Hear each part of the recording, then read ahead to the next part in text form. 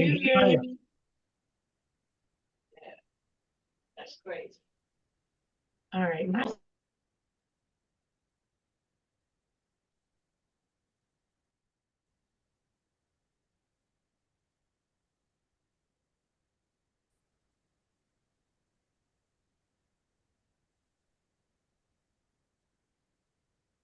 All right, it's 1 o'clock. We might as well get this party started.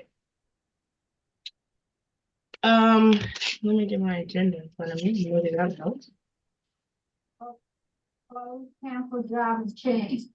James? Cut it all off and turn it back on again.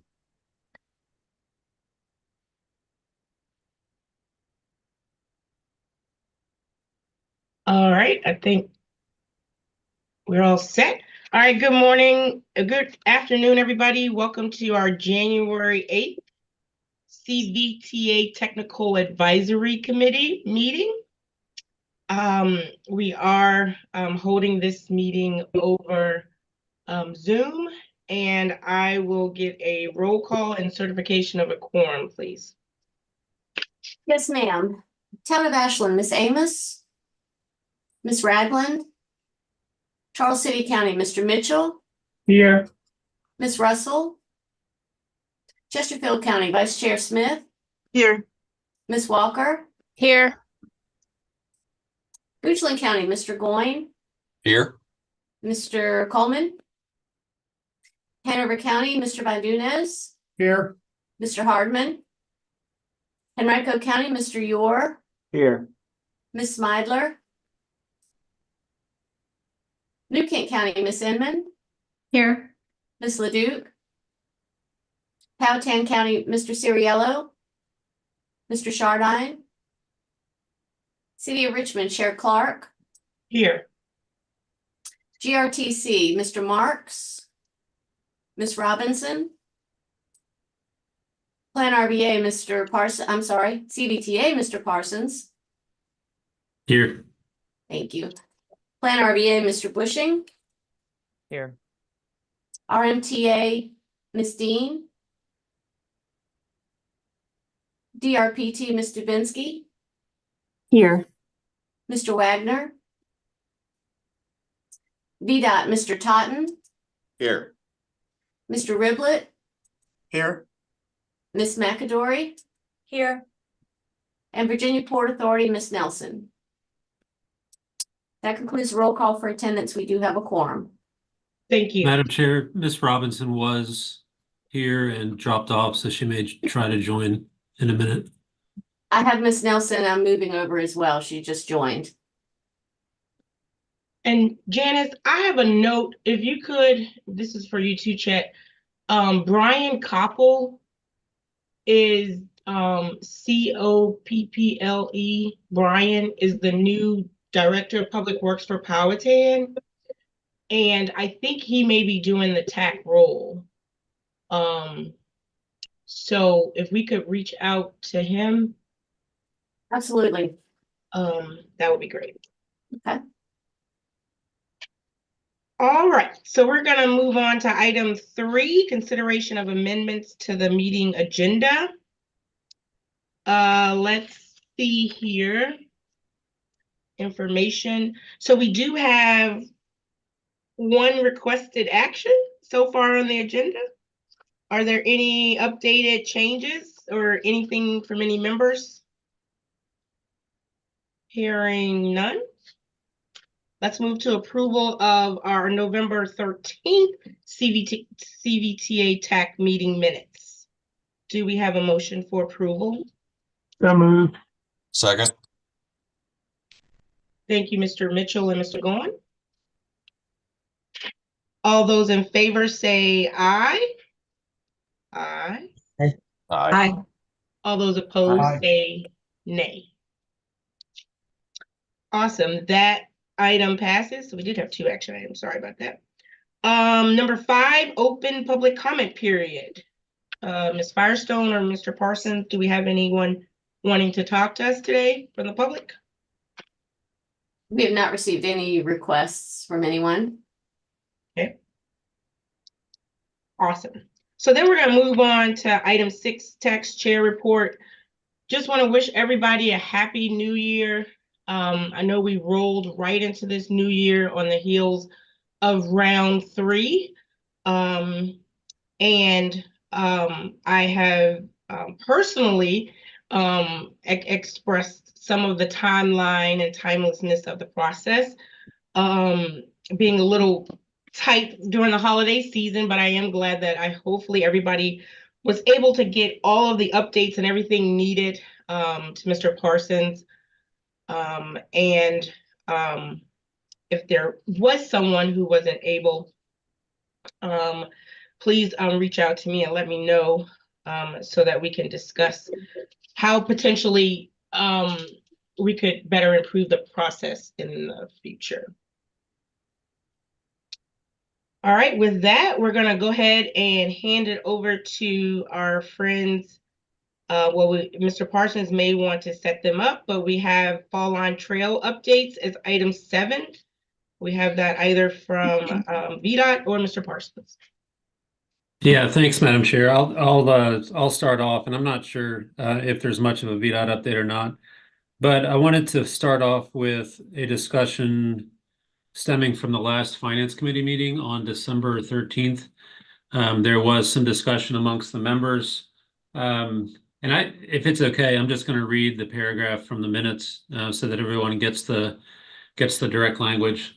Vice Chair Carroll noted the importance of each locality working with their respective chambers of commerce to identify businesses that may want to contribute to the cost of signage along the trail.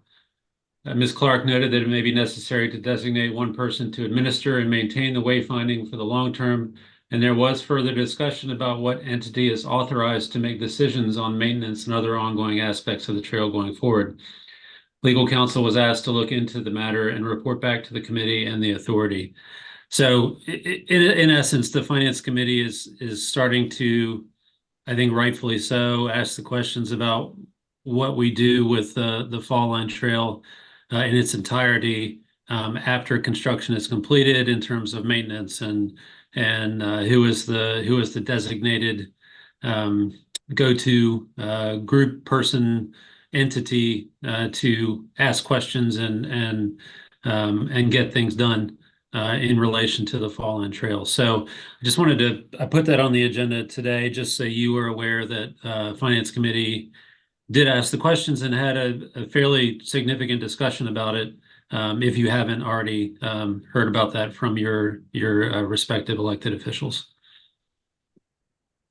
With that, I can turn it over to Mark or Liz if there's any updates on the design build projects. Yeah, I can start here real quick, and these guys can certainly chime in. Real quick on design build 2, the alignment has been revised through the woods behind Virginia State University campus. Apologize for the train coming through here real quick. Certainly the work has been to avoid very sensitive cultural resource issues on the north side of the Appomattox River, while still providing that crossing over the Appomattox and the connection into Petersburg. We are continuing the coordination with Department of Historic Resources and certainly working with the tribes regarding potential effects of the project on cultural and historic resources that are important to the tribes as well. That's first of 4 things. Second thing is coordination with Torch Solar is ongoing relative to the location of the alignment and its proximity to the Chester Solar Technology Park, specifically associated with the Dominion transmission line connection.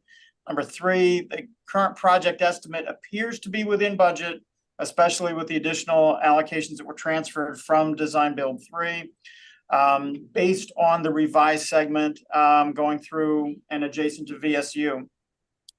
Also, Scott Fisher's been working very closely with WRA to do some value engineering refinements to make sure we're right sizing any of the bridge and structures needed on that section of the trail.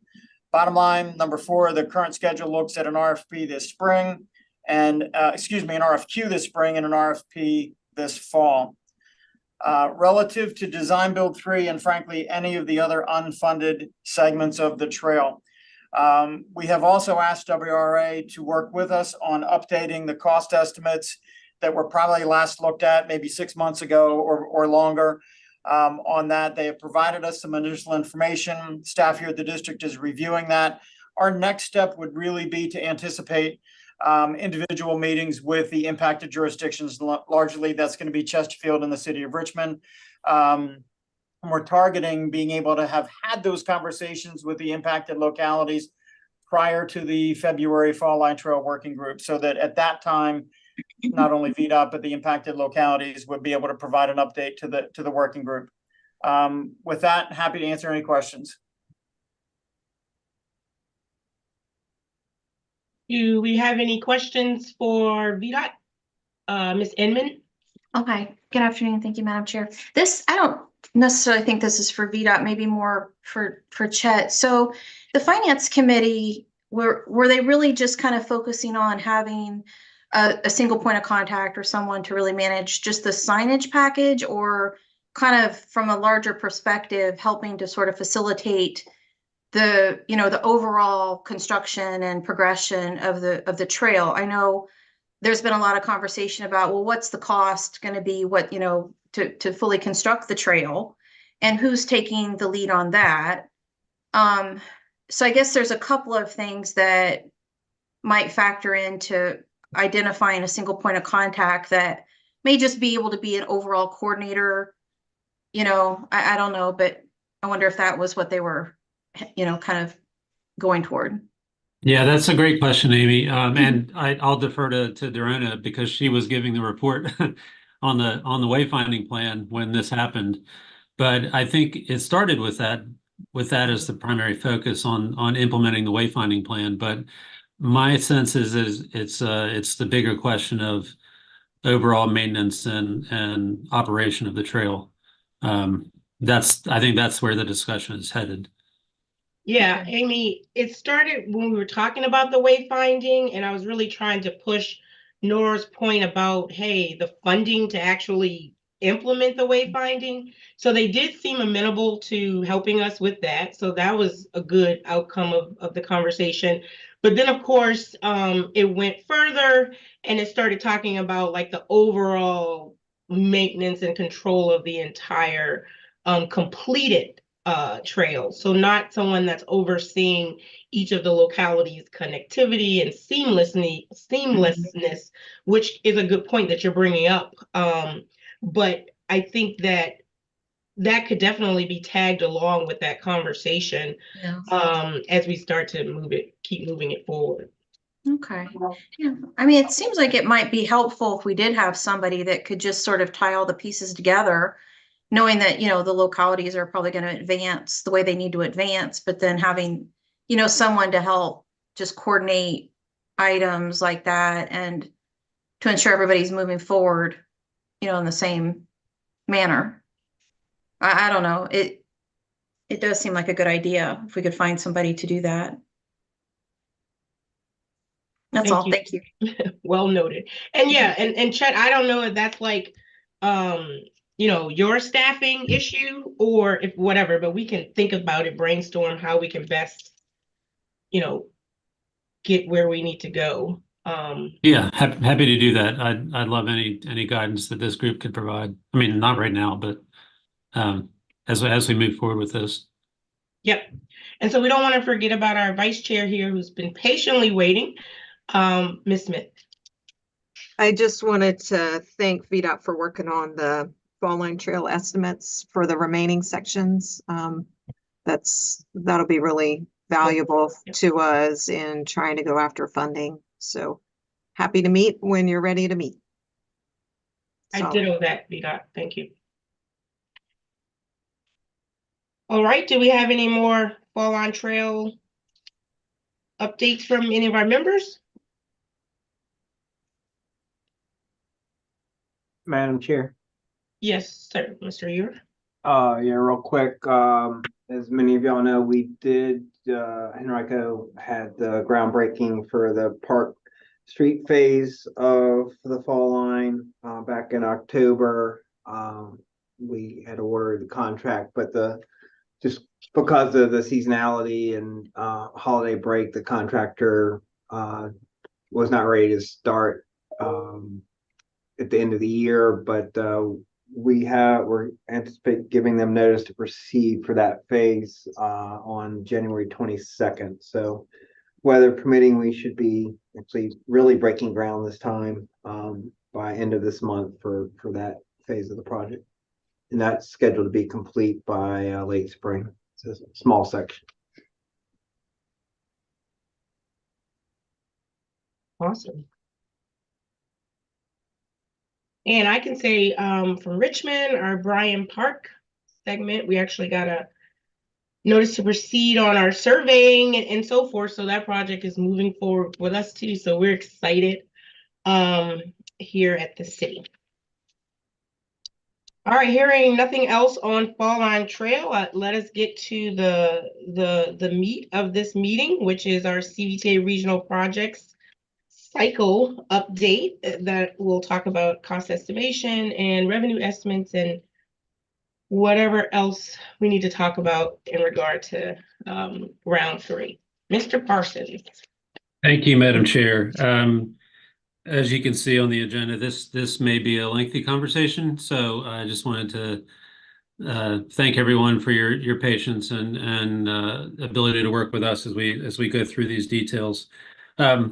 I think before we get into the numbers and the reporting, I did want to say that as we know, this is the framework is a dynamic guidance document, and it's something that has been adjusted already since the CVTA has been created, and the timing of of this project cycle here towards the end is not the best for everyone. So I apologize for that and how it's kind of interrupted with the holidays and the end of year turnover and the elections and everything else. So we are aware of that and we'll be making note of that as we move through this cycle and into the next, and consider any possible timing or calendar adjustments that might be necessary to make this a little bit less painful for everyone. So thank you for that. I wanted to start with item 8A, the cost estimate verification. So just to step through where we are right now, we have an application period that ended at the end of September, where all the eligible applicants submitted project proposals, project applications for funding from the CVTA for round 3. So this is the 3rd time we've gone through this action. Those applications have been vetted, and the data was checked and followed up on by staff to ensure that they were complete. So we've had a number of rounds of follow-up with each of you if you submitted applications, so that we can have all the necessary information to hand. So that was done. We did enter into a contract with a third-party cost estimate verification reviewer, an engineering firm that does this on a regular basis, and they have been helping us out for the last month and a half, give or take, to work through those cost estimate applications using the cost estimate workbook from VDOT as the foundation for that, which was one of the changes, if you recall, that was made to the framework, the project review framework that the CVTA has adopted. So that's kind of what we've been using this round for round 3 for the first time, to kind of put all the projects on a similar playing field in terms of the level of detail and the cost estimates. We're still working through. We got most of those done in time to publish the agenda for today. But there are still a couple projects that we're following up on over the last week. So I think we're in a good spot as of this morning to share some of the information regarding each of the applications. But I think the adjustment to using the cube was a bigger one than any of us probably anticipated. So thank you again for your patience in working with us on that. So what we want to do today, to stick to our timeline, to get projects identified before Smart Scale opens up in March, is for I'm going to ask for the assistance from Miles Bushing to go through the initial application and the details that were provided for each project with that in terms of the cost estimate. Any work that has been done since the applications was submitted following the third-party review to adjust those cost estimates. And what we want to do in the meeting today is to get approval, sign off from the applicants in terms of which estimate is the adequate one to use for the application. And then at the end of this business item, we have a requested action in the agenda to recommend approval of these estimates so that we can move forward in developing the draft 6-year project list and funding scenario. Most of this, you have seen these numbers. If it's your project, you've seen these numbers multiple times and have gone through it with Michael Baker and with our staff, with Miles and I. So it shouldn't be hopefully it's not a surprise for anyone, but we can dive into more detail on each project if necessary. We have it ready to go. But I think we wanted to start, Miles, if you wanted to take the first project and go through our understanding of where it is now, and then we can ask for clarification and acceptance from the applicant. Sure, and it looks like That work, Barb has a Madam Chair? question. Oh, yep. Let's see. Barb has her hand up. So Chet, you were saying we met with Michael Baker? Or we've had discussions with Michael Baker? There wasn't an in-person meeting, but there was back and forth with the applicants and the cube review that Michael Baker performed. They prepared a memo and that was shared out with all the applicants. Yeah, we got an email on the 15th of December with a summary. Didn't have any numbers in it didn't say, here's what you submitted, here's what we suggest. I don't know, it just came across like I might have missed some meeting. No meeting, right? No, there wasn't a meeting. The process was that in that memo that you received, they made recommendations, or there were 3 types of review codes. 1 was acceptable, 2 was there was review needed, and the 3rd was it was incomplete. So they made notes on each of the points in the cost estimate workbook, and each applicant was then given the opportunity to come back and say, no, we're happy with, or we're satisfied with what we provided, or here's additional information to share to explain, why something was submitted the way it was, or here's additional information to satisfy the review. So that's kind of the process that was followed this time around. Okay, yeah, next round it might make it easier for applicants to have a table that shows their estimate and what is being proposed. Some Okay. actual numbers. Yeah. Yeah, I think we had that last year. I'm sure we did. I thought we did. Okay, so Miles.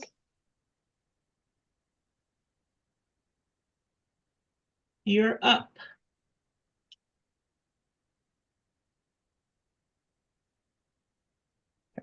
Thank you, Madam Chair. So this is the spreadsheet, I think, kind of to the point of where we just were, is based on the estimates, and this is not quite exactly what Ms. Smith was asking for, but it's the estimate that was originally submitted by the applicant, and then the revised estimate when the applicants went back and reviewed the notes on the cube and made changes, and what we got out of that.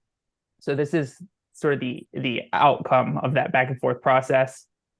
So on the left, just to walk through it, you have the project title, sponsoring locality, and then which category of project it falls under. We have the breakdown by phase and a total cost for the project, as well as the initial request that was included in the application. And then columns I through M are the breakdown of the revised cost estimate based on the changes that have made after reviewing the consultant's notes, and then any notes from staff relating to any either outstanding concerns or additional notes about revisions that we have. So that's what we've put together here. And so the goal for today is to walk through each of these. One other thing I want to highlight before we get into it, the very first column, there are some of the items that are highlighted in yellow, and those staff feels need additional attention from the TAC. Those are projects where the request was equal to the full cost of the project. For everything else, it was a leveraging or a partial request. So at the end of the day, the total estimate is not necessarily as important for the decision-making process. But for the projects that are highlighted in yellow, the goal is to fully fund the project with the request. So just wanted to make those clear. So the first one that we have is Route 1 and Ash Cake intersection improvements. And I don't know what would be most helpful. We have the review memos. We can pull up a sketch, whatever you guys would like to see. But the review and the initial total estimate was 3.1 million. After reviewing all of the consultant's memo, it's 4.375. They appear to have addressed all the concerns. So in a lot of these cases, what we received back was a response memo with this is what we did to address the concern raised on each of these line items. So that has been an increase. The request, again, is a partial request. So it was 1.75 originally. Our thought is once this is settled, we can adjust the request to reflect the same share of the cost or keep it at the same number, depending on the locality's preference. Mm-hmm. Yep. Yeah, Miles, that was my question. So we have the higher amount, but the request wasn't changed.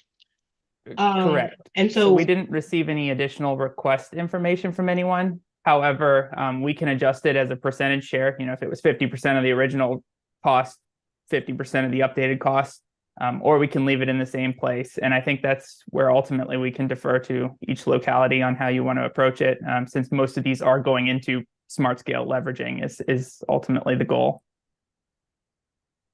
Is Nora on here? Ma'am, Hey, Nora. I don't like going first. I mean, I'd like it to be the same amount. Whatever the same percentage is fine. And I think, Miles, I think we applied for PE only maybe for RSTP. Can't remember. I don't know remember off the that top of even my head. matters.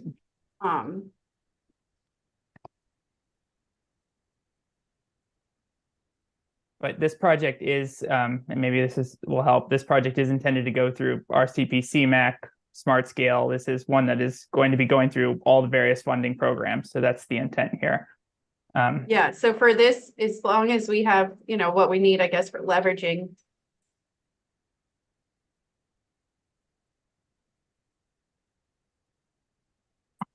So Nora, does that mean you want to keep the request? The 1.75 million? I think she wants to adjust it proportionally to whatever it was raised. So Yes. if they were doing, so if she had PE that was like RSTS, what was it? RSTP, then the right of way and construction costs seemingly increased. And so then she would want her percentage increased by, okay, there we go. So that's her new request amount, this 2.6 million. Right. Okay, that makes sense. Thank you for letting me be the guinea pig. So we're good on that one, then moving on to the next one. The first one we have is Route 60 Village of Midlothian Corridor Enhancements. So this is bicycle and pedestrian improvements and access management on Route 60. The original estimate was 32.6 million with a $20 million request. This is for leverage to go into smart scale. We did not receive any additional revisions from the county. So as a leveraging application, again, this is a partial request, so it doesn't necessarily impact the total that would be requested from CVTA and that piece there. But the ask would then be to accept the original estimate.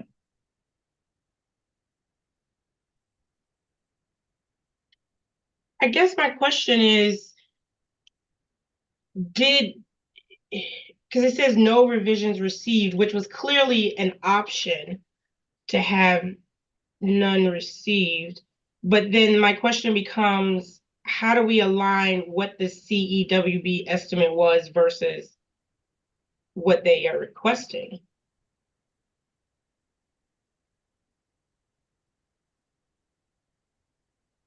Barb? So these are leverage requests that'll be used in smart scale. And so we will be going through the smart scale estimate review, and I was kind of wondering how this review lines up with that review. So I don't know that. But, you know, our goal was to try to get the projects into a dollar amount that would be competitive in smart scale. But it, you know, is the review that we've just gotten going to be the smart scale review, or are we going to be going through this exercise again? Mark? Just for clarification, to answer your question, Barb, this is not the same as a smart scale estimate review. So you would be going through it again in the smart scale process. Yeah. Okay. Now, the hope would certainly be that any estimates that were prepared using the cube, hopefully we're pretty close. But keep in mind, the cube review through smart scale is going to be done several months from now. Obviously, I mean, it's some significant time. Whatever's happening with unit costs between now and then certainly are going to impact that. And the fact that for many of these, we haven't reviewed these before. I mean, the ones on the list here. So quick answer to your question, this is not the same as a smart scale review. Mm-hmm. If I may, Madam Chair, I think from the staff perspective, the way we were viewing this is because these projects would then be going through further review with smart scale, the estimates will be refined.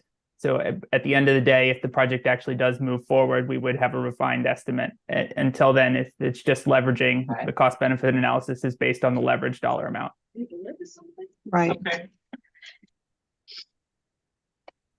So with that in mind, you know, like Miles said at the beginning, the majority of our projects are leveraging request or PE only.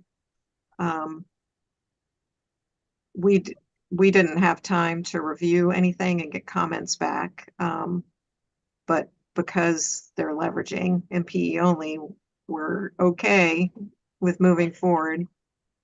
And I might be able to, while we're in this meeting, look at fill in the gaps, Route 1 fill in the gaps, and be able to comment on that.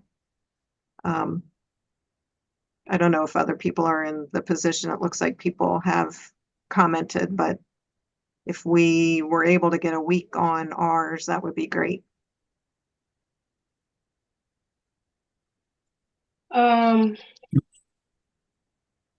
Chet, so this is believe me, Richmond had a time getting ours in. And that's why I made the comment at the beginning of the meeting. And so I guess, Chet, we're gonna have to figure this out in regard to, because my only thing is, even if it's leverage or not, if it's still said, and so I guess we're just saying that the cube that they submitted to do the estimate is what they want to keep to remain, right? Because you did the cube exercise when you submitted the leverage request, Barb. Mm-hmm. Mm-hmm. Yes. So I definitely will bring this up to I guess my first question is, Chet, what does a week due to this process for Chesterfield? We're pretty tight. I think in terms of timeline, I can look up the exact implications while we're going through this. Yeah, and then I guess again, I'm just trying to feel any benefit, because again, one of the choices was to keep them the same, and so you've met the intent by not doing anything, and really what benefit we may get, just a closer refinement, which we're saying will happen further on anyway. So Barb, it's really your call. So you're either, I don't know if you can get a week, it sounds like from Chet, but if you think there's some benefit to maybe addressing some of the comments, then we can, try to, accommodate, definitely with other people's input. I'm just talking through this. But if you think it's going to be okay with the no revisions, then, Yeah, I mean, that's my gut reaction on all of them. Except maybe the Route 1 fill in the gaps. And like I said, if, maybe I can be looking at that while we're discussing this at the same time. Ms. Inman? Oh, thank you, Madam Chair. So just a quick question. So like when we received our comments back from Michael Baker, it was mainly, for ours, it was mainly on the contingency. So if that was part of what you all were asked to review and you were comfortable with your contingency, and the costs end up being more, then are you saying that this is just to leverage your ask from, or anybody's ask, not just you, Barb, just in general, the ask would be whatever it is that the request is right now. You wouldn't be coming back for additional leveraging dollars if your estimates are off in terms of low. Right. And that's for everybody, I guess, to some We're degree. asking for leveraging funding to use in smart scale. So you wouldn't look, nobody, and again, Barb, I'm not isolating you. This is a general conversation, but we wouldn't be expected to come back and ask for more leveraging dollars. If the costs go up or down, then that's gonna be reflected in your ask for smart scale. Right. Okay, thank you.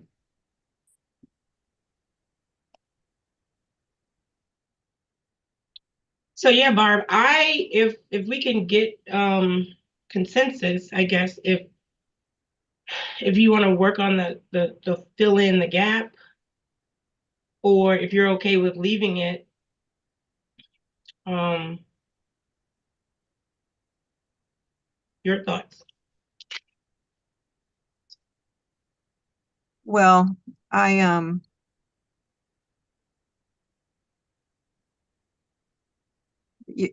mean, I don't think it's my decision really. Okay, so we're dealing with, I've sort of said that, leveraging's leveraging, PE only is PE only. We just have one project that I'd like time, but I can just stick with it. okay, I mean, that's kind of good, only we're trying to stay within the rules that we set for ourselves. So are you good with keeping them all as they are? Yeah, except I am going to be, while you're talking, looking at that last one. Okay, I think we can handle that. So that brings us to the Goochland projects. So Goochland had 4 applications. Of those, 3 of them were leveraging. And of the 4, 2 were revised in response to the consultant review. And the other 2 were left the same, with the thought that smart scale round 5 validation just occurred, and the numbers coming out of that process were sufficient. That was essentially the thought process behind those. And again, those 3 are leveraged, and only one of them is a full project.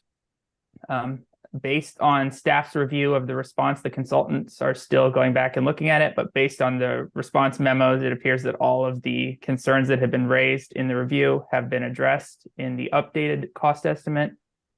So these are the revised numbers. So the first project is Fairground Road, Maidens Road intersection improvements. The original estimate was 5.5 million. The updated estimate is 6.68. And again, this was based on the review memo. Southbound 288 auxiliary lane, the original estimate was 13.78. The revised estimate 17.2, again, addressing the concerns. And I will say across the board in general, a lot of the concerns seem to cluster around the same sort of issues. It was the complexity of the project as defined, and then the risk level that was assumed for each phase. So that was a lot of where the cost changes came in. It wasn't in general a lot on the assumptions around right of way. There were some comments in general about like these are lump sum or that sort of thing, but for the most part, it seemed to revolve largely around the complexity and risk assumptions that were built into the estimates. And then the last two were not proposed to be revised. Route 250 at 288 interchange, and then the 288 southbound hard shoulder running, which we have seen several times through the smart scale process. All right, Mr. Goin. Yeah, thank you. So yeah, I'll start with the leveraging projects that we didn't feel it was necessary to update them based on the comments. Again, all the comments we got on those bottom two were about the contingency, but having just gone through round 5, we're just going to let that run through round 6 as we leverage those dollars and see if the contingencies change as we talk to VDOT and the smart scale process. We did update the auxiliary lane and the intersection improvement estimates based on the comments, again, kind of centered around contingency. We will ask, as we did originally, for the full amount for the Fairground Road improvement project, and would ask that the leverage amount go from 5 million to 7.5 on that auxiliary lane project to kind of go up with the estimate.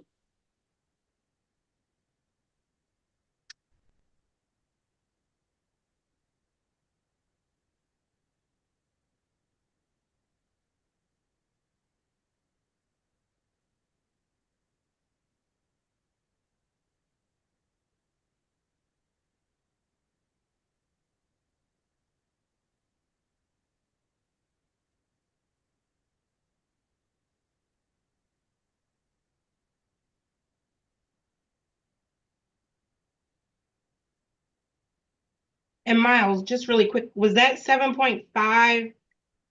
Is that higher than the proportion? Is that what the proportion number would be? Yes, so the proportion would be 6.2. Mm-hmm.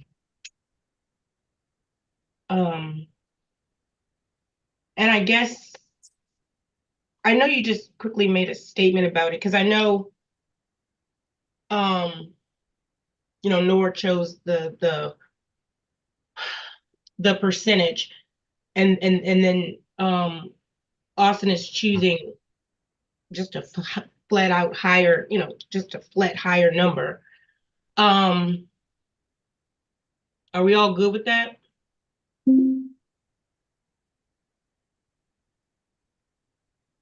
If I may, Madam Chair, last round when we did this process, when we got through this, the leverage requests were revised and they weren't tied to the dollar amount of the adjustment. There was an opportunity for all of the applicants to review once we got the new cost estimates in and then adjust their leverage request.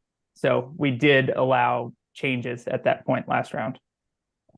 Okay, so then And the reason why we want to go up, the total cost went up about 4 million. So we want to take about 50 or 60% of that, ask for more in leverage. So, going up 2.5 million on the leverage we thought was fair, but open for discussion if the percentage is more important.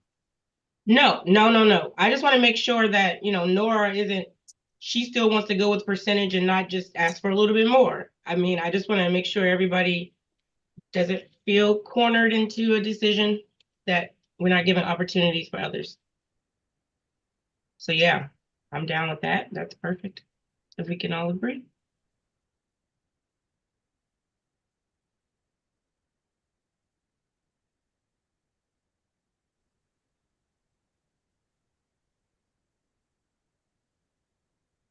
Looks like we're moving on to Hanover. Thank you, Madam Chair. For Hanover, it's really just 2 projects and 3 iterations of one of the project. So there's the 360 Walnut Grove intersection, and it's essentially 3 levels of development. The first is just an alternatives analysis. The next is alternatives analysis plus 60% design. And then the final one is the full project.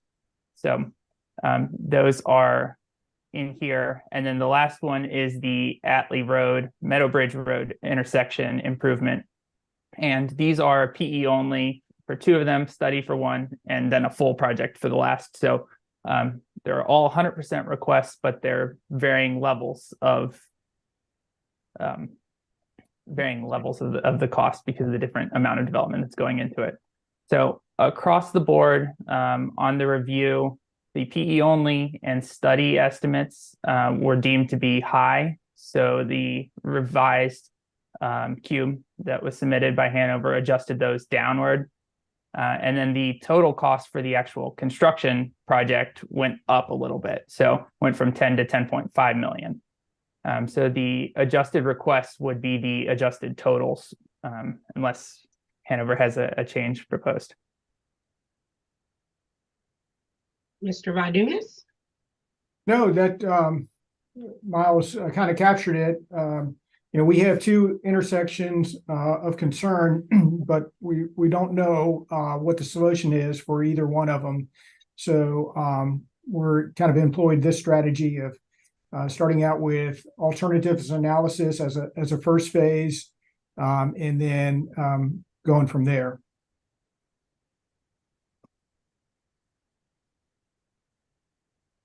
So we're comfortable with everything. Thank you. We'll approach Joe.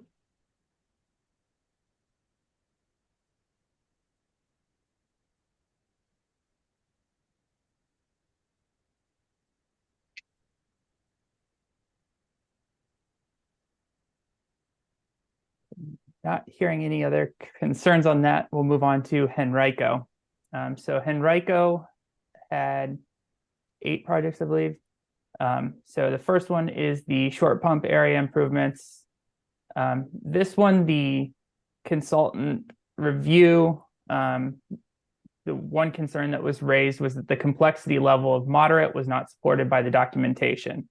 So that is the concern that came back. The revised estimate met all the other requirements, but didn't meet the complexity level that was suggested by the consultant. So put that note in here. And I don't know if Madam Chair, if you want to go through these individually or you want to take the whole packet, because it looks like No, Mr. Ure has a Mr. question. Ure. Yes, thank you, Madam Chair. Miles, I'm a little confused by what the complexity level means because I mean, we're all good on the estimate at this point.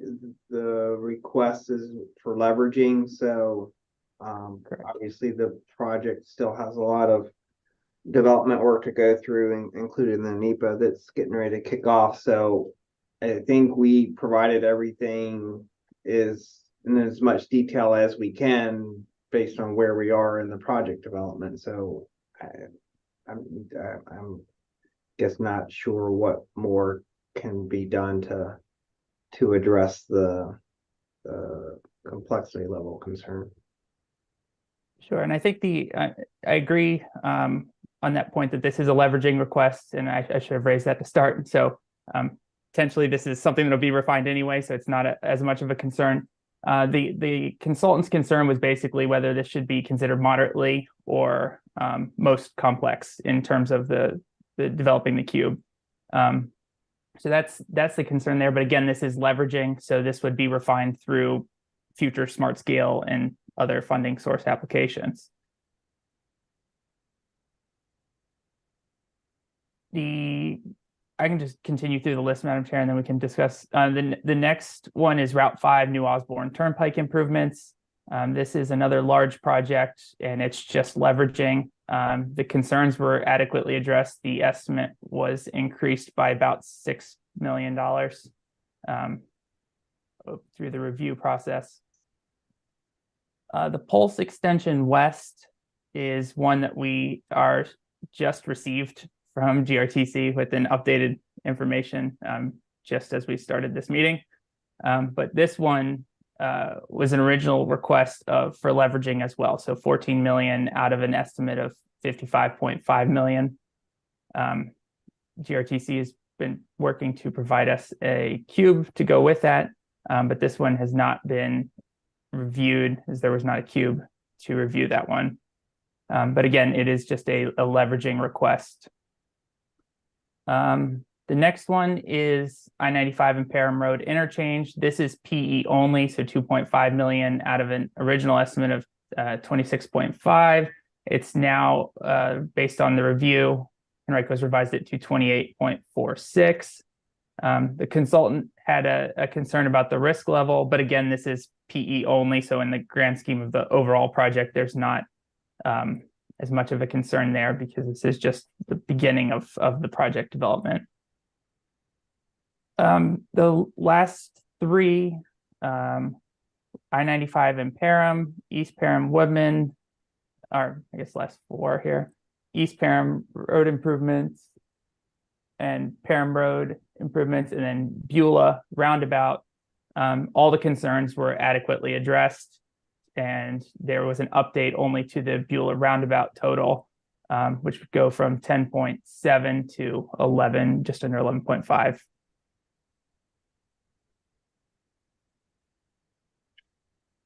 So, Mr. Ure, how would you like to move forward? It sounded like for the first one, you were good with your requests as stated.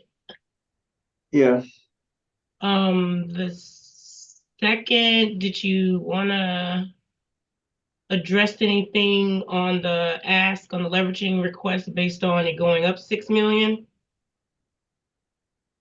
I guess we want to be consistent with what everybody else is doing, but it looks like some of us are scaling up and others are just percentaging up. Is that? Yeah.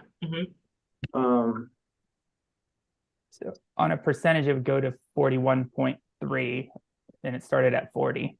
Yeah, I'm good with percentage, I guess. For the Pulse extension, is the original numbers. Do you want, since you just received this, do y'all want time to digest that and just follow up with us directly if there's any additional discussion needed? Or us and GRTC? Or you can say, yeah, you want to move it, because it would have been that it would be the cube that you address the concerns, and then just say right now it's like 14 million and adjust it percentage wise if it goes up. Yeah, that's fine. I think we show it coming down.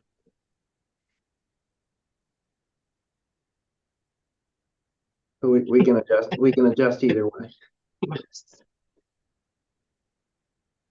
Okay, so as long as Mr. Parsons, as long as that's fine with you, I think we can move forward with that approach. Yeah, that's good. It looks like the revised estimate is 58.5 in the updated cube. So 3 million more, 3 or so more million. we can adjust, sure. Thank you. All right, what do you want to do for this one, Todd? Do you want to just adjust percentage wise? Yeah. Hey, I got a quick question on that project.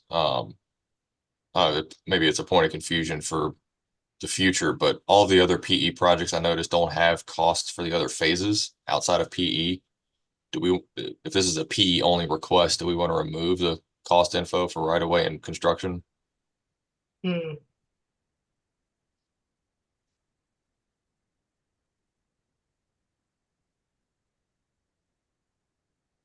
I think that's fine. And that's the total project. So the original application included the full project and was just a request for the PE only development, but there was an estimate for the whole.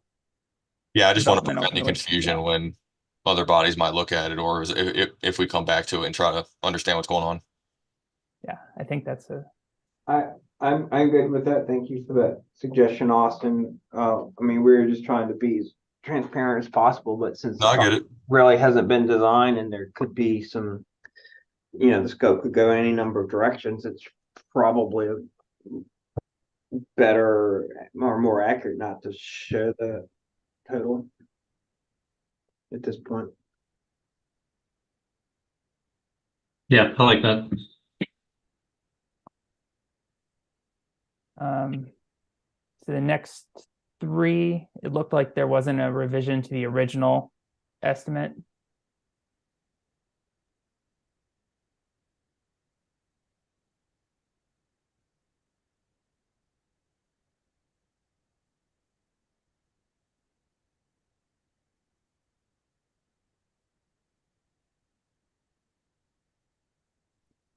Then I guess the final one, the Beulah roundabout, with the increase, we would just want to do a percentage increase again.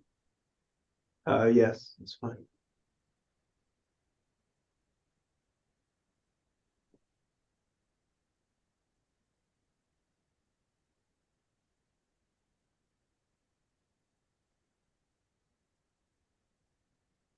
So that brings us then to New Kent. New Kent's estimates are all for leveraging, and they are three variations of the same interchange. So there's a signal and roundabout design, and there's a diverging diamond interchange design. And then there's a third project, which is partially built by the developer, and then the balance being funded through the county's project. So all three of those, this request was 25 million. After working with the consultant, the concerns were addressed and no changes were made to the total estimate. So, Yeah. So, Miles, I think we're ready to go ahead and narrow our ask down to just the full bill DDI. So we've had some good discussions internally and with the various players, and I think the direction for us is to move forward with a full bill DDI. That's great. So, so we'd be happy for you to go ahead and take the other two applications that we submitted for the roundabout and our up build. You can remove those. So that should help. great. Thank you. And are we leaving it at 25, Amy? At this, yes, right now, 25. Thank you. And Powhatan, both of these are full projects, and these were updates from previous smart scale reviews, and there was no request to revise it. The request was to keep the estimate with what was submitted in the original cube.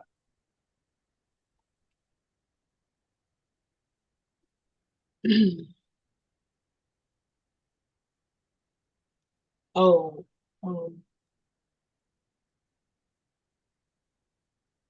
yeah, so this is one of the ones that won't get the further refinement, right? Correct. So this would not be further refined. So the thought behind this was a VDOT administered project, and it was a VDOT developed estimate. So it would be VDOT all the way through. Obviously, these are all in current dollars, as we've discussed. So these would be inflated once they go into the cube and we have an actual year that's available for the allocations. But this would be the full project.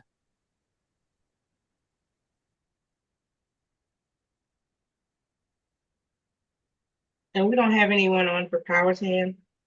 No. All right, Chet, so Chet and Miles, your recommendation here? Just to move forward with that. But again, that was taking none of the cube into consideration. Did they have revisions that were asked of them based on the cube review, third-party estimate review?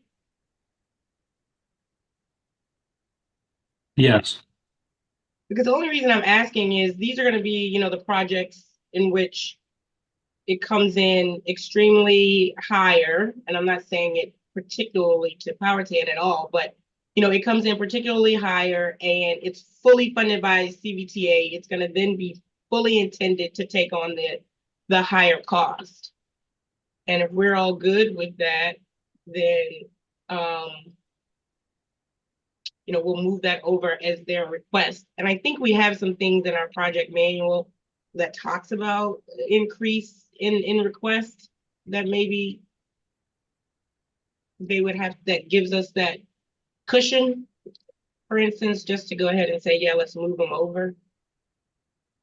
TAC comments. So Yeah, was I- the cube like- submitted originally? Hmm. Was a cube submitted originally? Yes. Yes, it was a cube. Okay. And Richmond District, when the comments were received, has been involved pretty heavily with these two projects. So I mean, I think it would be okay if TAC's Always comfortable with it to just move them through like this. Hey, Chet, this is Liz. I just want to kind of piggyback on that and confirm. Powhatan, yeah, we worked with them outside of this process and those were validated, I believe, in round 5. So we have given them feedback on this current estimate. Thanks, Liz. Yep. All right, so it sounds like Miles, we're moving those over. Now.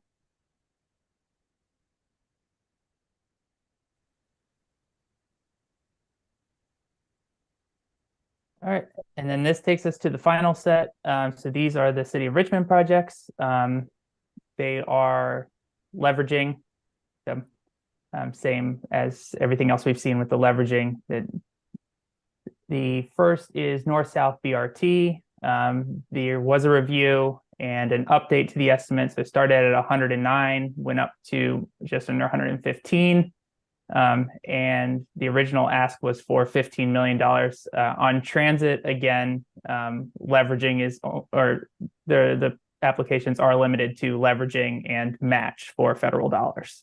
So that's the thought behind that number there. And these have all been updated with the city's consultants. The next one, the downtown transit hub. This one was the original number 32.4 with a 12.4 request for the CVTA. No revisions were proposed on this one. This is pretty conceptual in terms of the actual cost estimate right now. It's pretty high level. And it is only for the leverage and match. So the thought was there was no need to refine this one. As we're still working on development and then figuring out that plan.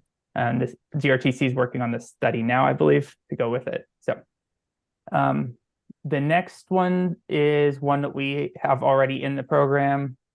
So Commerce Road Fall Line Trail Phase 2. So the request is for $10 million with the updated estimate of 56. After review, it went up slightly to 57.9. And these, I will also note, are still under review by the third-party reviewers from the revisions. Hall Street Shared Use Path. This is one that's come up through the TPO and CVTA before, I think. So this one was an 8.2 and now just under 8.7. The ask was for 3. The next one is an existing project that was funded through Smart Scale, I believe. So this is the Fall Line Trail on Route 1. And the request is to fund the balance of the project. So there's been a significant increase like we've seen across the board, and this is helping to cover the deficit. So that's where the number came from. The third-party review resulted in a slightly higher, about $1 million higher on that review. The next one is interchange down at Walmsley. This project started at 17.4 and went up to 18.5. The request was just for leveraging $8 million. Hull Street Phase 2, we've had in the program previously. So this is just an increase in the amount of leverage on that project. The estimate increased by just over $1 million after review. And then Forest Hill Avenue Phase 2, this is another one that's already in the CVTA's program for leveraging, and this is just increasing the leverage. So the estimate review went from 32.3 to 34.1. So that's, again, just a leveraging request. So $10 million was the request for this round, and I think there's 14 on it currently. So on these, the city's request was to use the updated figures, and then Dorona, I'm not sure how you want to do the leveraging amounts. Can you do the percentage increase for all of them except, hold on, you go ahead and do this first. Go ahead and do all of them. But for the 17 one, can you just raise that to 18 million, I'm sorry. Yeah, that way, because that one's not really a leverage. I need more money, I think.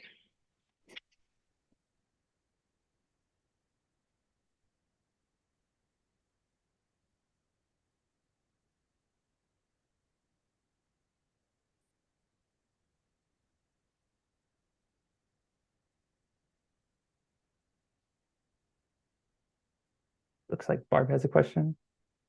Barb, sorry, I don't know where my. If we could go back up to the Chesterfield ones, I was able to do my homework while you guys were talking.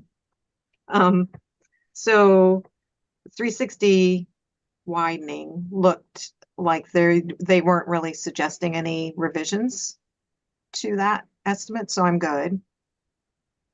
Bellwood PE only, I'm good with what we submitted, 3 million.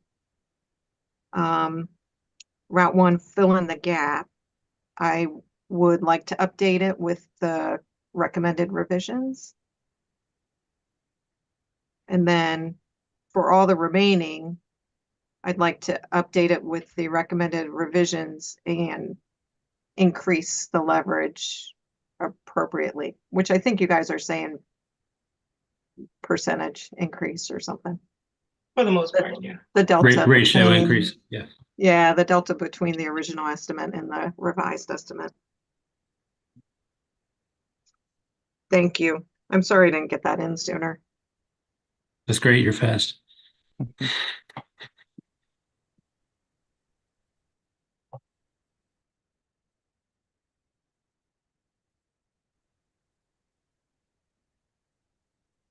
And with the updated, with the recommendations, do they have to submit an updated cube though, Chet? Yes. Yes. Yeah. So Barb, you still have homework.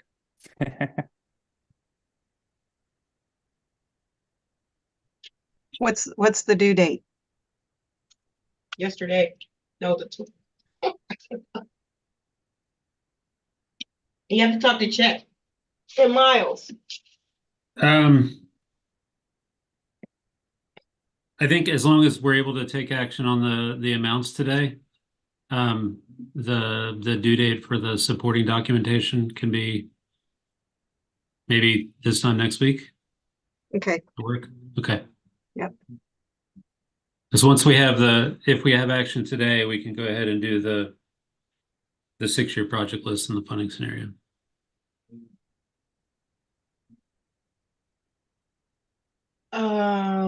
Let's see. So everybody want to kind of everybody good with everything?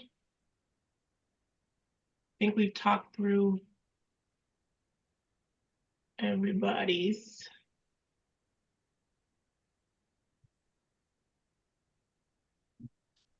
And so let's see, recommend approval cost estimates. So yeah, so everybody's, as far as addressing the concerns, whether no revisions or, made the changes, we've changed the dollar amount.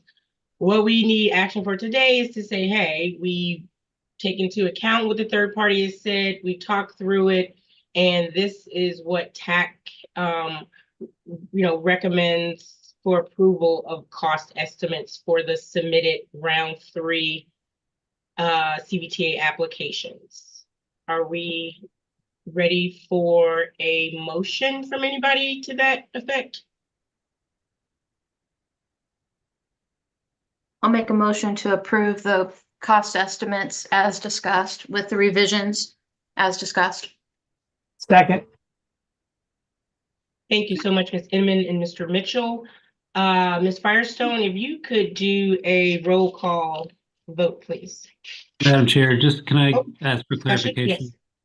Yes. I just wanted to make sure Ms. Inman's motion was to recommend approval.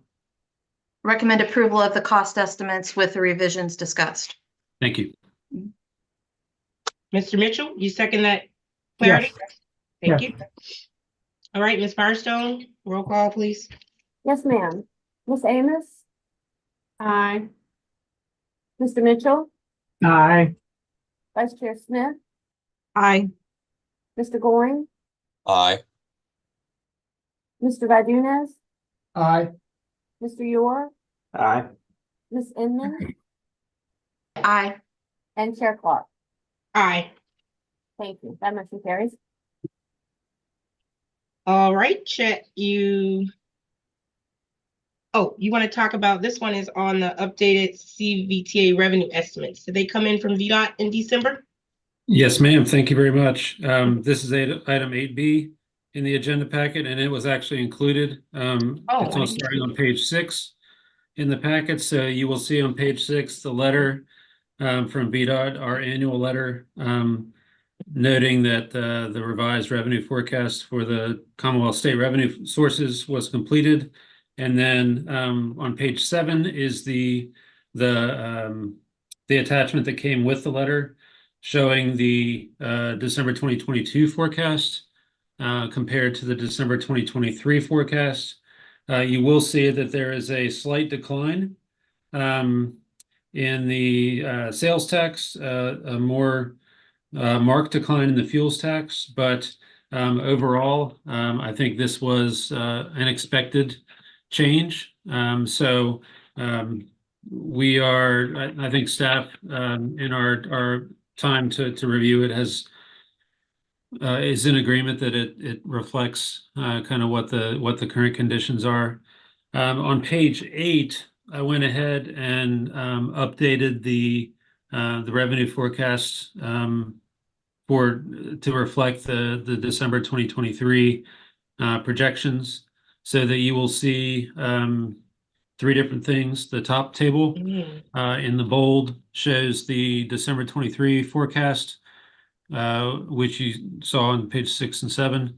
The variance from the last forecast from a year ago, and then the adjusted regional, local, and GRTC revenues based on that new forecast. The second table, the middle table, shows the estimated regional revenue contribution by jurisdiction based on 2024 forecast tax revenue. So that's an update based on the projections. And then the last table is the final distributions out for fiscal year 2023 to each jurisdiction.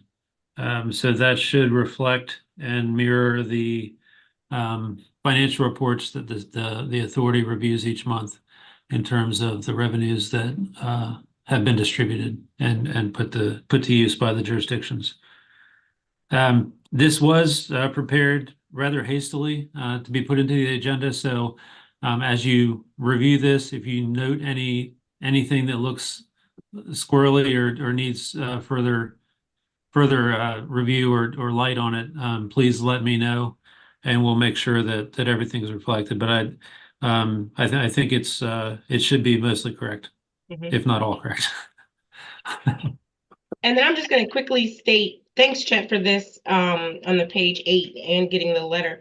But everybody just remember, because when I first went to the jurisdiction, this is just your regional contribution. This isn't your local amount that you forecast to program yourselves for your local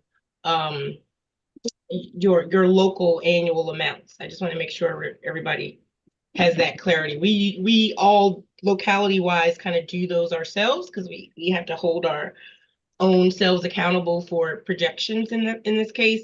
But I am glad to see that that Chet has done it for the regional fund. But I just want everybody to know that isn't your local amounts forecasting. You have to go do that on your own. Barb? So yeah, Chet, is this the total coming to the CVTA, total revenue coming to the CVTA? That's correct. Okay, The VDOT does not distribute it between the three different silos, but that's what's on the top of page 8. We did put the 35 and the 50 and the 15 in, so you could see what would happen based on each year, starting in 2024. okay. Yeah, but he's still only doing That's those big overall. pots, That's the Barb. region. Yeah, He's still what? he's doing the big pots. So he's saying, so the 50% isn't broken down by locality. It's Right. just what the 50% is that year. So when we get our annual Oh, amount. right. Yeah. Okay, thank you for the clarification. Well, this is good. Thank you, Chet. So Action requested. if there are any other questions, we do have a requested action I missed a lot. to recommend acceptance of the 2023 CVTA revenue estimates from VDOT and incorporate them into the round 3 regional funding scenario. Excuse me real quick. So that's 71.9 million. No, 70. What is it? Let's see. 24. Can I ask a question real quick, Yes, Daron? Barb, I'm sorry. That's right. So the third table on this chart. Oh, is yeah, that- is that our distribution? Is this regional? 105. No, it's the third table is showing the previous year, like at year end. Here's what we should have seen. Oh, 23. Yeah, 2023. Right, 2023. That's what we collected last. Local, local, regional. What is it? I know. Local. Yeah, that's a good one. This It looks is like still local. local. It looks like Can you local. add that to that table? Say Only because I know 2023 exactly how much local, money. final local distributions. Yeah, Sure. yeah. Because that one is Yeah, we can make that clarification. Yep. Okay, and then the middle table. 24, that's the forecasted. Forecasted regional revenue. Oh, regional, there it is. Okay, got it. Sorry. It's hard to keep up. All right, so we do have, we need an action item here. So these are the cost estimates. We're really accepting VDOT's, what they give us every December. Ms. Farmer does, and then this group needs to say that we reviewed it and we recommend the acceptance of these revenue estimates and that they can then be incorporated into our regional round 3 funding scenario. Do we That's have correct. a motion for that? So moved. Thank you, Mr. Mitchell. Do we have a second? Second. Thank you, Ms. Edmonds. I guess are we dealing with money? So let's do a roll call. Ms. Firestone, please.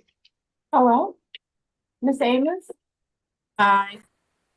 Mr. Mitchell? Aye. Ms. Vice Chair Smith? Aye. Mr. Goins? Aye. Mr. Valdez? Aye. Mr. Yor? Aye. Ms. Inman? Aye. And Chair Clark? Aye. Thank you. That motion carries as well. And I apologize. I realized my camera is off and now it won't, for some reason will not come back on. So my camera is not working properly. All right. So that motion passes. So, yeah, I started this meeting, said we only have one action. We have 3 action items. Thank you, TAC, for approving those, recommending those for approval. So we have now CVTA TAC member comments. Any TAC member comments?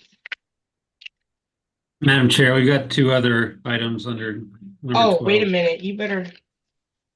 Did you change?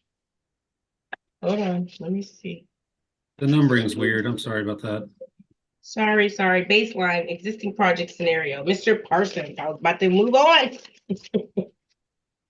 I'm actually gonna turn this over to Miles. This is his baby. Thank you again, Madam Chair. This item is related to the smart scale leveraging projects. So as you recall, when we updated the guidance for this round, part of that change was to change how we looked at leveraging. So the original approach was you got 2 rounds of your leverage and then it went back to the pot. The revision was if you were going for the second round and weren't successful, you can request more. And even if it's not successful, we adjust all of them for inflation and for the new project start dates based on the next round of smart scale. So what we have done as staff is take the existing allocations that we have across the program, updated the spreadsheet with the recently recommended new totals by year, and then updated the start year for each of those projects to fiscal year 26, which would be immediately after the smart scale approval. So basically trying to line it up that we could get started as soon as possible once those smart scale projects funds are awarded. The approach that we took was not to try and do a full-blown estimate review. We've done that with some of those projects that are going back in for additional funding. And so those will be taken into account now. But what we did as the initial approach across the board was we just looked at the historic trend for cost inflation, as well as VDOT's projected inflation for the future, and just adjusted it from whatever the baseline was in the last round of smart scale. So essentially, this is the National Historic Construction Cost Index. So that is basically, or National Highway Construction Cost Index, sorry.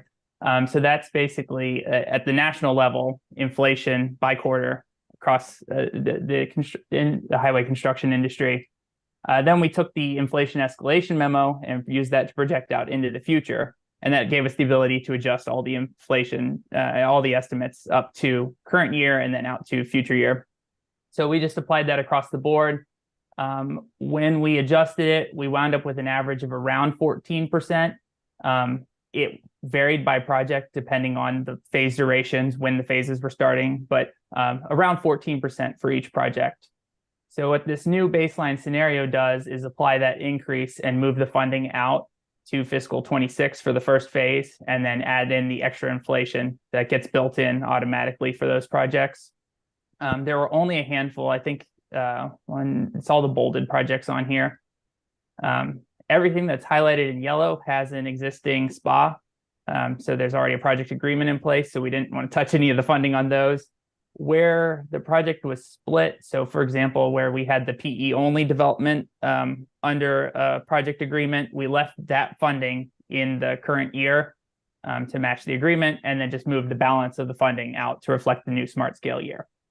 So across the board, everything that looks like it may potentially go into smart scale or another competitive process this year has been adjusted. Anything that was fully funded or wasn't originally requested specifically for leverage for smart scale has been left where it was. So just for a quick review, the projects that we had included were Commerce Road Phase 2, West Broad Street intersection improvements at Parham, Hall Street Phase 2, I-95 Route 10 interchange improvement Phase 2, 288 hard shoulder running, that's the southbound, Route 360 Woodlake to Otterdale, Vaughn Road overpass, and Forest Hill Avenue Phase 2. So those were the ones that were in the previous rounds of smart scale and were adjusted. So Miles, I have a question. will this be done every project, every year, or every project cycle? Or, because I can see it being used, we need it for bonding or just really for even Ms. Longacre investment, how to do investment. So what are we gonna do about like updating this and do we want to have like a small like tech memo in front of the process or something we can put somewhere that documents what you've done here and again tell us how frequently it will be done? Sure, we can provide that additional information, but essentially this is just part of the leveraging process. So it's only being undertaken before we start smart scale each time. So every 2 years, just like on the allocation cycle. Okay, Barb? And since you can only leverage 2 years, these guys are gonna fall off next time. Right? Unless the award is increased through the competitive process. So yes. Does it fall off or does it not increase? Like, I thought we could only use CVTA regional leveraging for 2 rounds of smart scale. No, I do remember that. So we won't see these again next smart scale round. But we'll see new stuff that hasn't already gone through the process once. Yeah, I don't think so. Because I think this is just all of the, I don't know, Miles? Sure. So the new guidelines, and I can pull them up if it helps, but basically there's 2 steps. The first is this automatic adjustment for inflation. So you get 2 rounds on that. So you get the first round, then we adjust for inflation, you get a second round. The second option is if you then put in an application for the same project for increased leverage, that can restart your 2-round cycle. So this is the baseline. Right. And then, so Woodlake to Otterdale is one of the projects this time. If that is successful, then it would get additional funding and restart the cycle. So it would get the additional 10 million or whatever the number is on top of this base. Right. Sorry. Yep, I'm with you. See, it's like I went into hibernation over Christmas. I don't remember anything.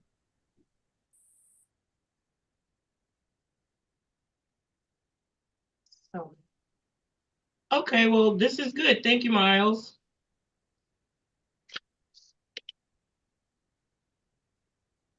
And then I guess our next item is the candidate project database.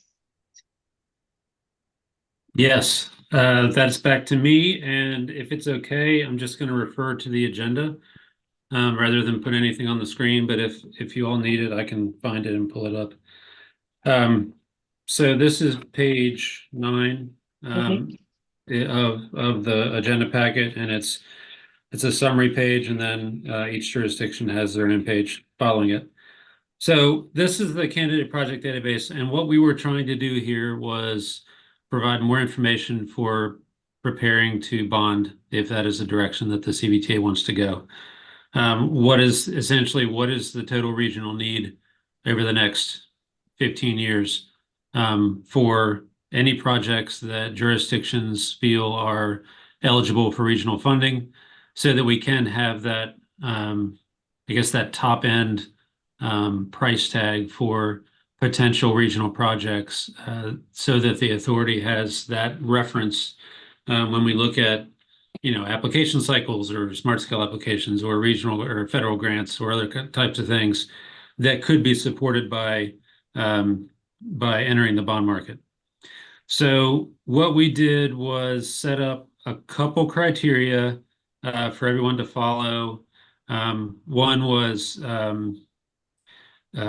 project eligibility. So is it eligible under the current framework, or is it a wildcard project? That was one of the changes in the last update of the framework. Everybody gets one wildcard project that may not meet the eligibility criteria. The other criteria was the time frame. So we split this into 3 different periods, 0 to 5, 5 to 10, and 10 to 15 years. So that's what we put out to everybody, and thank you all for responding so well.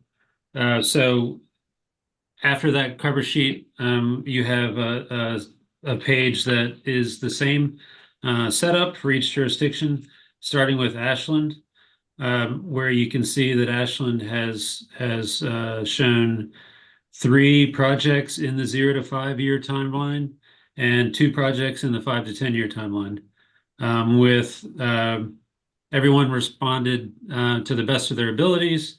So Ashland's estimate and they included total estimates for those 5 projects. So that's what you see on their sheet. And it's split out between the 3 different timelines. And just for this case, they had nothing in the 10 to 15 years. So that's kind of what everybody was looking at. The next page is Charles City, and a number of these projects, Charles City did great in sharing all the projects that they would like to be funded. Most of those projects fall under the wildcard category, so they could be funded as a wildcard project in any particular funding cycle.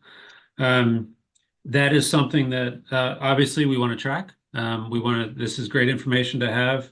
There is status update here on each project, and we were able to, for some of these projects with VDOT's help, split out between PE right away and construction, and then get the total cost. So similar type of thing. So the next page is Chesterfield, and there's actually 2 pages. So you get a number of projects in each of the 3 timelines with varying eligibility or wildcard status, and so on and so on. So this is what. Chet, Yes. sorry to interrupt, because I did get to my friends in Powhatan page, and I remember for the sake of the exercise, I was like, maybe we could pull some from the long range transportation plan for the sake of inclusiveness. So I would say if we do, this looks good, but as we do it, if we could, in reaching out to Koppel and catching him up, just for the sake of not leaving anybody behind, if we do elevate this, if we could just maybe pull something from the long range plan when they were active, I think that would be a hand up for them. Absolutely. And we're not, this is our comprehensive plan for the CVTA. We're not locking this in at any one point. We want to keep this updated, but this gives us a good general level of comfort when we are talking about taking on debt. But yeah, great idea, and we'll certainly follow up with everybody. So if you have additional projects or new things that need to be added, please send them our way. Okay. All right. Amy. Oh, yeah, thank you. Well, that was kind of my question was, what was the deadline on? Because I think we're going to want to have a trail connector project for the Capitol Trail down 106. And I just didn't have any way of getting a cost estimate for that in that time frame. So, but I'm going to start working on getting something, but that would probably be in the 5 to 10 year span. Great. But what would be your path forward, Chet, in terms of trying to bond? Like your time frame for that? Do you have any idea? I mean, I know now you're kind of working through some contractual things. So do you have any idea of when that might start taking place? So generally speaking, we're still in the fact finding phase, the due diligence of setting up the ability for the authority. Okay. So we're working through, legal counsel and representation and those types of things. So I think the general guidance that we've gotten from our financial advisors is it'll take at least 6 months to get everything in place once the decision is made by the authority to take on debt. So I'm guessing, it's going to be, it'll be maybe this year if Okay. everything falls into place, but most likely not. Okay. It's above my pay grade. Okay. All right. That's good. Thank you. Sure. Joe? Yes, I just want to make a couple comments about the Hanover projects that I submitted. I didn't limit our list to projects that are just within Hanover county boundary. So I looked at the entire region in submitting projects. So there may be some overlap. I don't know if you checked for that or not, Chet, but there may be some overlap with what other regions submitted or localities submitted. That's the first comment. The second comment is that I limited it to just eligible. So I didn't include wildcard projects. If I did, that would be our entire county 10-year road funding program would potentially fall into that category. So I try to keep it at a fairly high, what most people would consider regional type projects, as opposed to local improvements. So I just wanted to clarify our submission. Yeah, thank you, Joe. And Madam Chair, if I can, I want to give Joe the gold star for the right way to do this. I mean, I think we need to keep our eyes on the regionally eligible projects for this purpose, and obviously looking outside the borders is the goal here for all of us, right? I mean, we want to improve the region and make it more competitive. So, Joe, to your question, I did not cross-check yet, but we'll be refining it and making sure that there isn't any redundancy across the board. But thanks. And Dorona, I will point out number 3 on the list is the Mayo Bridge replacement. Okay, thank you. I think that's paid for though. We got that one. You could put Yeah, up. I want the full Monty. I don't. Oh want yeah, you want that the fancy. Band-Aid. Yep. I got it. Thank you. Thank And you. I would say too, Joe, into not following the rules, because we did add into the rule book that we can have a wild card.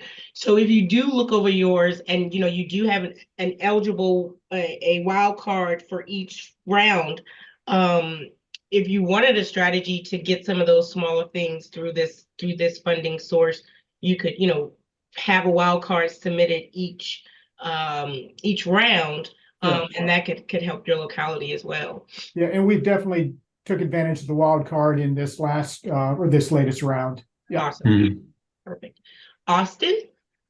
Yeah, I was just going to add some context behind R5 as well, that we do have 2 wild cards, but the only reason I think they're wild cards today is because there's currently 0 vehicles on both of those roads, that if we ever do get these projects funded, we would hope to have 20,000 vehicles a day on those 2 roads. But we did try to look at regional projects. Like Joe mentioned, I could have taken my entire 2040 major thoroughfare plan and put it in the spreadsheet based on the wildcard criteria. So we did try to keep it at that high level, and also it didn't hurt that those 5 projects are the most expensive projects in our major thoroughfare plan, which we're going to have to get leverage dollars because our purse is not quite as large as some of y'all's. So Thank you, Austin.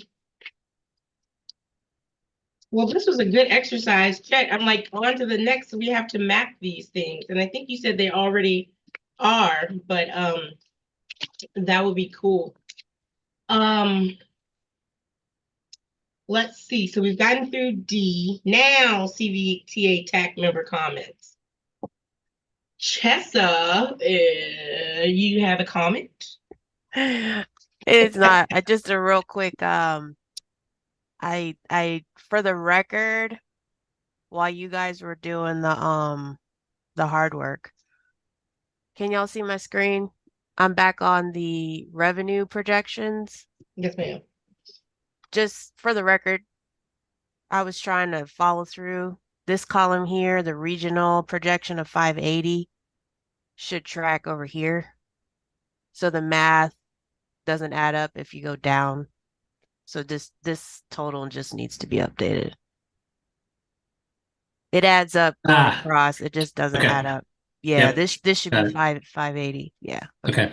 Thanks, Thank you. Justin. You're welcome. Thanks, Chessa. Yep. Any other member comments? All right, going once, going twice. Our next meeting, February the 5th.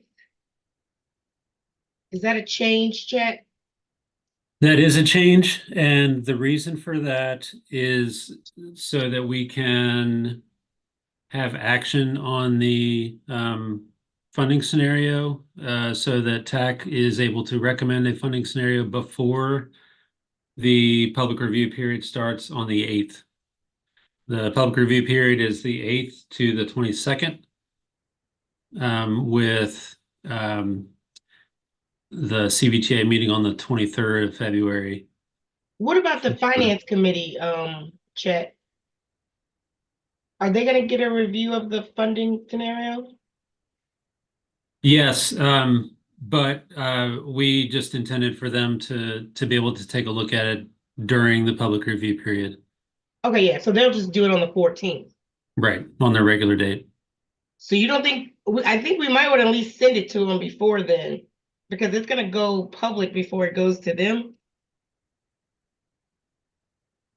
I'm just saying. Well, I mean, we'll be talking about it with them. We just want the typical action is for the TAC to make the recommendation, and then finance committee to be able to review that.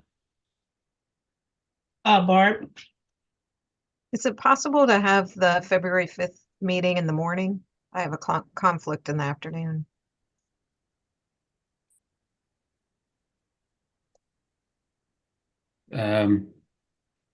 That's fine with staff. I'm open. Can some of our members take a quick look at your calendars?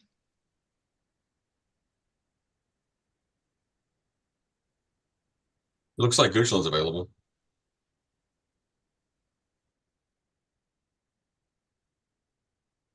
In the spirit of regional cooperation, Henrico County will agree to change the meeting time. Yeah, I can make that work. I'll have to miss some other things, but So what time are we looking at? 9 or?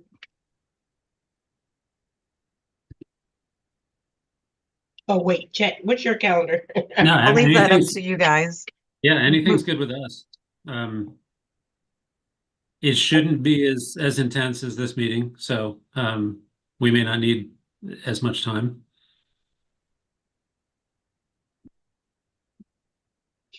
Also, it's not on the 12th. I need to take this one. Madam Chair, I'll leave it to you to pick the time. Oh, goodness. Okay, so I'm gonna say 9 o'clock on the 5th. Okay. 9 a.m. That's it. All right. Do we have any other comments? We run a long time today. Hearing none, I appreciate each and every one of you. This meeting is adjourned. Have a great you. rest of your week. Bye. Thank you, everyone. have a good day. Two.